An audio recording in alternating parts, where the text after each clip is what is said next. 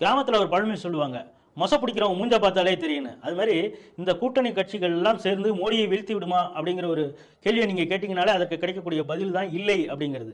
இந்த கூட்டணிக்குள்ளார ஒவ்வொருத்தவங்களுக்குள்ளார ஒரு வேறுபாடு இருக்குது. ஒருத்தவங்களால இன்னொருத்தவங்களுக்கு பயன் இல்லை அப்படிங்கிறதை விட ஒருத்தவங்க பிடிச்சி கவித்து விடக்கூடிய அந்த வேலையை தான் செய்வார்கள் அப்படின்னு நம்ம பார்த்துட்டு இருக்கோம். பக்கத்தில் இருக்கிற கேரளாவில் கம்யூனிஸ்டும் காங்கிரஸும் தான் அங்கே முக்கிய எதிர்க்கட்சி. மேற்கு வங்கத்திலையும் அதே போல தான். மம்தா பானர்ஜி இருக்கக்கூடிய 42 சீட்டில் 2 சீட்டு வேணால் காங்கிரஸுக்கு கொடுக்குறோம் அப்படிங்கிறாங்க.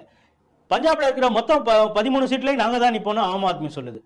ஏற்கனவே மம்தா பானர்ஜி பிரதமர் வேட்பாளர் யாராக இந்த இண்டி கூட்டணியில் அமைக்கணும் அப்படின்னு சொல்லும் பொழுது திறமையற்ற ராகுலை முன்னிறுத்தாமல் இந்த இந்தியாவுக்கு பெரிய அளவு யாருக்குமே தெரியாத மல்லிகார்ஜுன கார்கே தான் பிரதமர் வேட்பாளர் ஆகணும்னு சொன்னாங்க. அப்போதே தெரியுது இவங்களால மோடியை வைத்து வெற்றி பெற முடியாதுன்னு. மோடி ஏற்கனவே சொல்லியிருக்காரு, இந்த புள்ளி வச்ச கூட்டணிக்கு மத்தியில் ஒரு பெரிய சுவர் இருக்குது அப்படின்னு. அந்த சுவர்ல இருந்து ஒவ்வொரு கல்லா இப்போ உருவிட்டு இருக்காங்க. கூடிய வரையிலும் மொத்த கட்டிடமும் இடிஞ்சு விட போகுது.